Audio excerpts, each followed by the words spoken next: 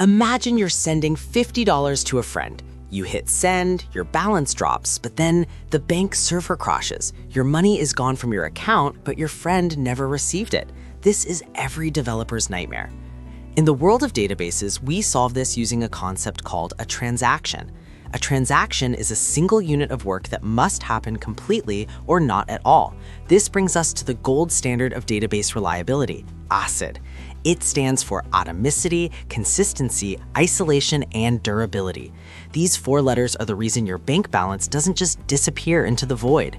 Today, we are going to dive deep into what each letter means and why, even in the age of massive NoSQL clusters, ACID remains the bedrock of modern software engineering. First up is atomicity. Think of an atom in the classical sense, something that cannot be split. In a database transaction, atomicity ensures that a complex operation is treated as a single, indivisible unit. Let's go back to that bank transfer. It actually involves 2 steps: subtracting money from your account and adding it to your friends. Atomicity guarantees that if the second step fails, the first step is rolled back. It's an all-or-nothing proposition. If any part of the transaction fails, the entire thing is aborted, and the database is left unchanged. This prevents partial updates that would leave your data in a corrupted state.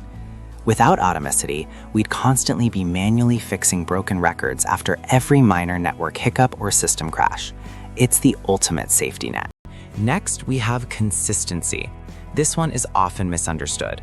Consistency ensures that a transaction takes the database from one valid state to another, maintaining all predefined rules. These rules include constraints, cascades, and triggers. For instance, if your database has a rule that an account balance can never be negative, the consistency property will block any transaction that tries to withdraw more money than is available. It is the database acting as a referee.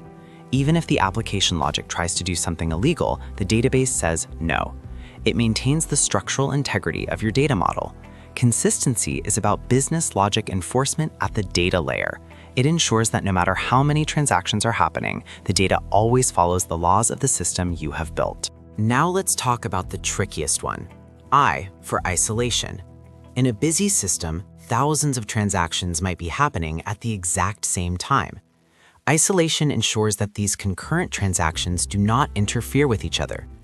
Imagine 2 people trying to buy the last concert ticket simultaneously. Without isolation, they might both see the ticket as available, both click buy, and the system might accidentally sell one seat twice. Isolation levels determine how visible the changes made by one transaction are to others before completion. High isolation prevents dirty reads or race conditions, making it seem as if transactions are running one after another, even if they are actually parallel. It is like giving each transaction its own private bubble where it can work in peace without seeing the messy, unfinished work of other processes. Finally, we have D for durability. This is the promise that once a transaction is committed, it will remain committed, even in the event of a total system failure. If the database tells the application that the data is saved, it must be written to non-volatile memory, usually a hard drive or an SSD. It cannot just live in the RAM, because if the power goes out, the RAM clears. To achieve this, databases often use a write-ahead log. Every change is recorded in a log file before it is applied to the main database. If the system crashes midway, it can simply replay the log to recover the state. Durability is the ultimate guarantee of permanence. It is the reason you do not lose your work when your computer restarts unexpectedly. In a world of fragile hardware, durability is the anchor of trust. Well, there's a trade-off. Providing these guarantees requires significant overhead. Locking rows for isolation or waiting for disk confirmation for durability takes time. In the early 2000s, as web giants like Google and Amazon scaled to millions of users, they found that traditional ACID databases could not keep up with the sheer volume of traffic. This led to the rise of NoSQL and the CAP theorem, which suggests you cannot have consistency, availability, and partition tolerance all at once. Many systems chose eventual consistency, the base model, prioritizing speed and availability over immediate AC guarantees.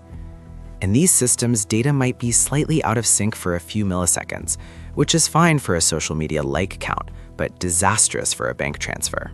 For a long time, people thought you had to choose. Either you have ACID on a single server, or you have a distributed system that is eventually consistent. But technology has evolved.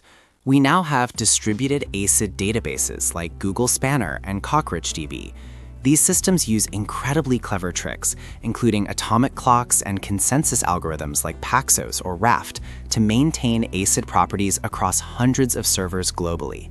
They provide the best of both worlds, the massive scale of NoSQL with the reliability of a traditional SQL database.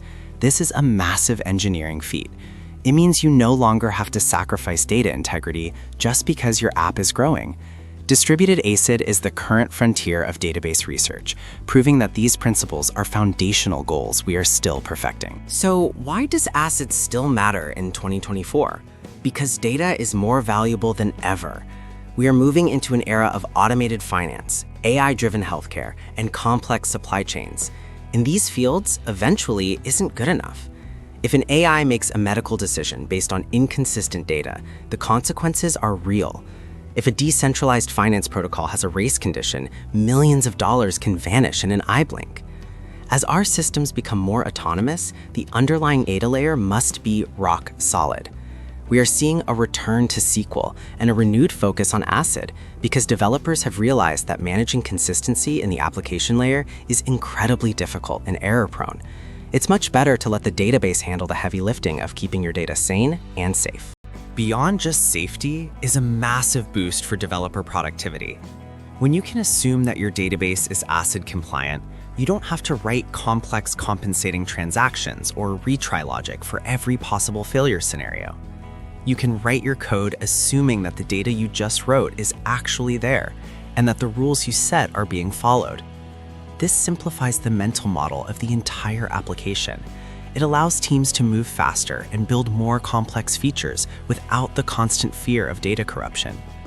In many ways, ACID is a form of abstraction that hides the chaotic reality of hardware and network failures, giving you a clean, logical interface to work with.